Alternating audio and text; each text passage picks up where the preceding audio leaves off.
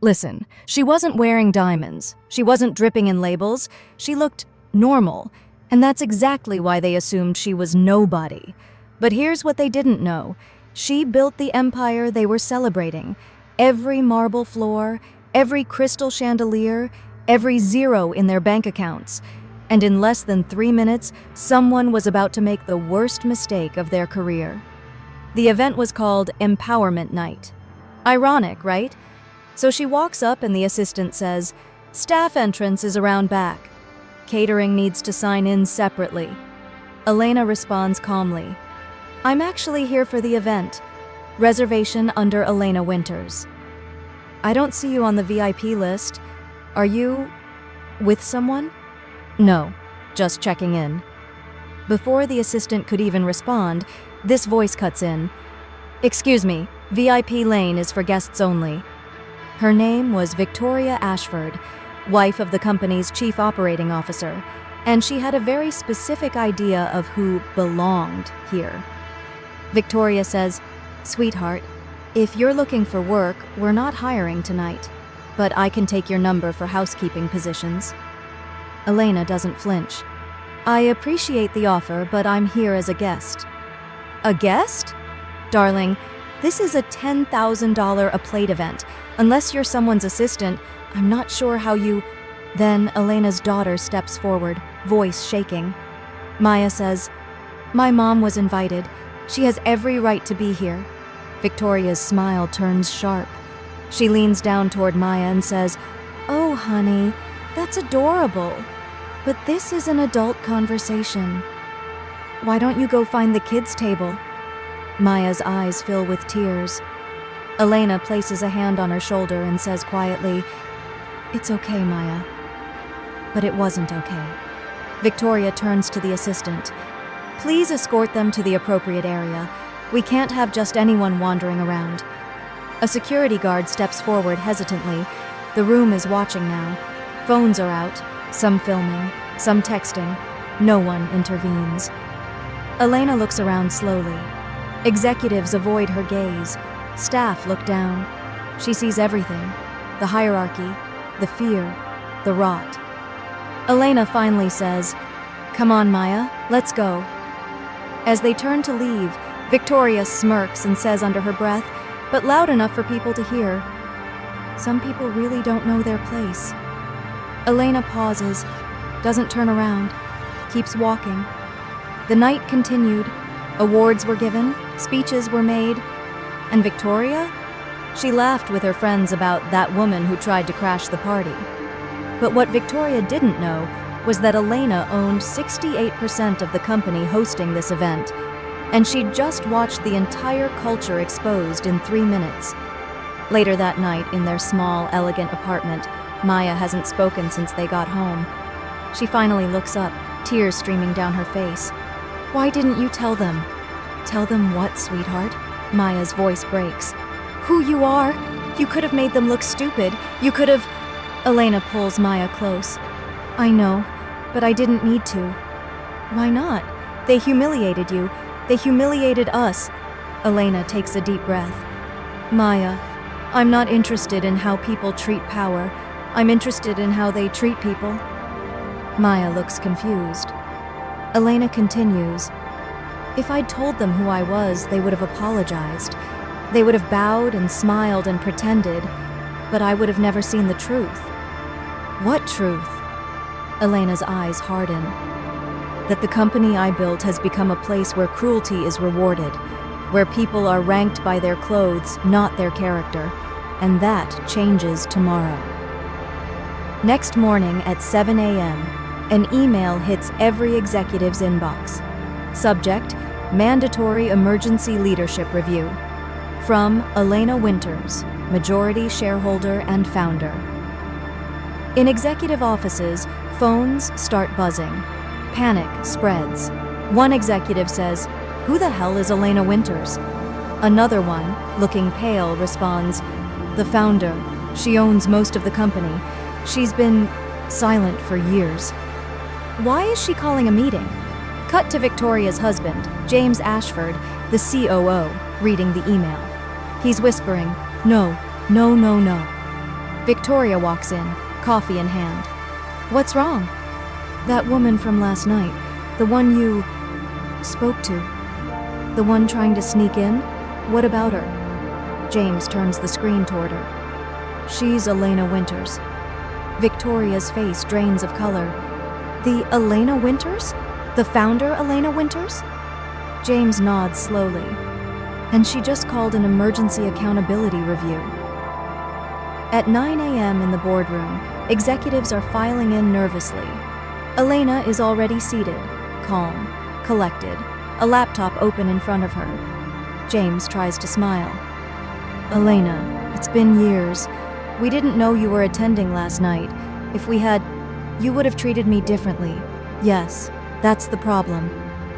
Silence. Elena continues. I didn't come back to be worshipped. I came back because I've been receiving complaints for months. Ignored complaints. She clicks her laptop. A screen lights up behind her. 47 HR violations, 23 discrimination reports, 12 harassment claims, all buried. Executives shift uncomfortably. Turnover rate? 34% this year alone. Exit interviews? 89% cite toxic leadership. She looks directly at James. And it all points back to one department. Yours. James clears his throat. Elena, I assure you, we've been working on culture initiatives. Have you? She clicks again. New slide. Because according to this, your department has promoted exclusively from within your wife's social circle.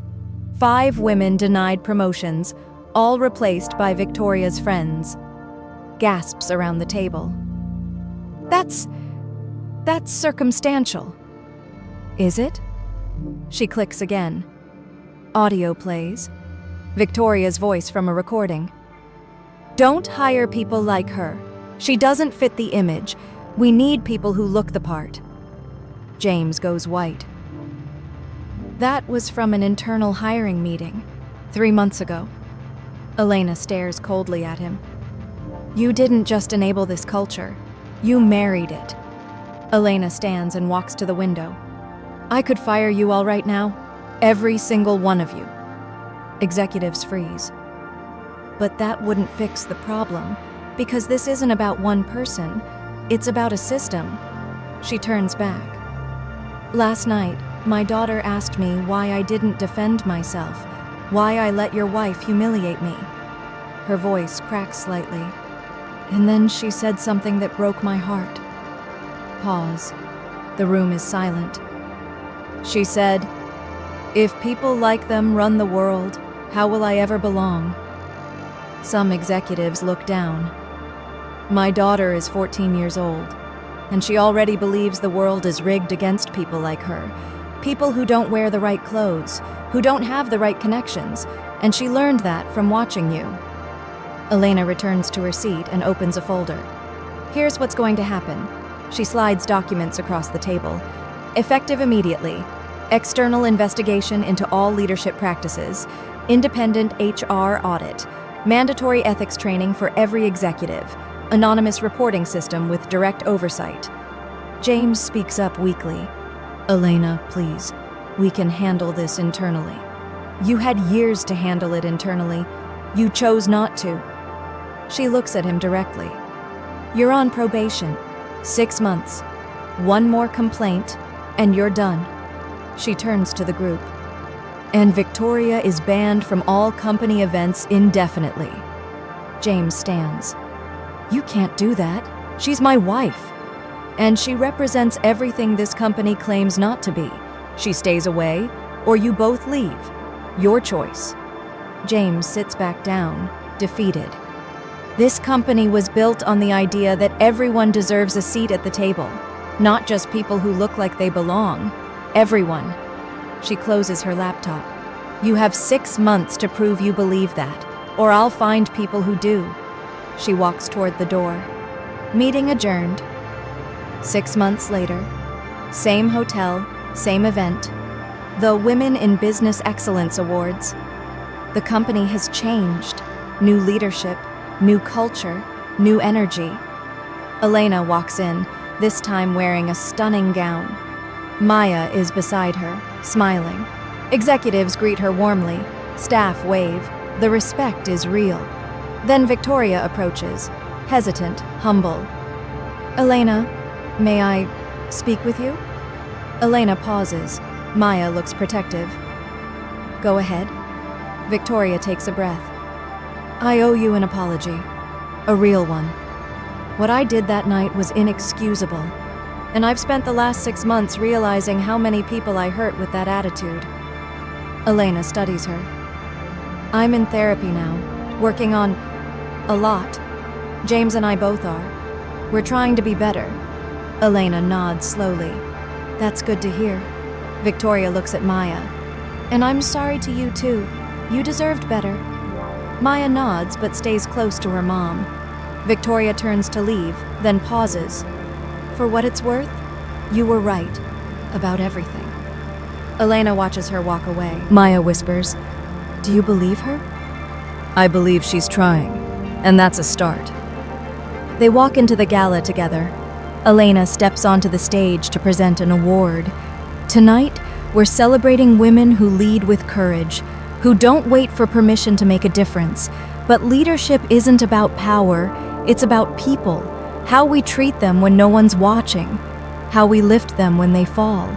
How we create spaces where everyone, no matter what they look like, where they come from, or what they wear, feels like they belong.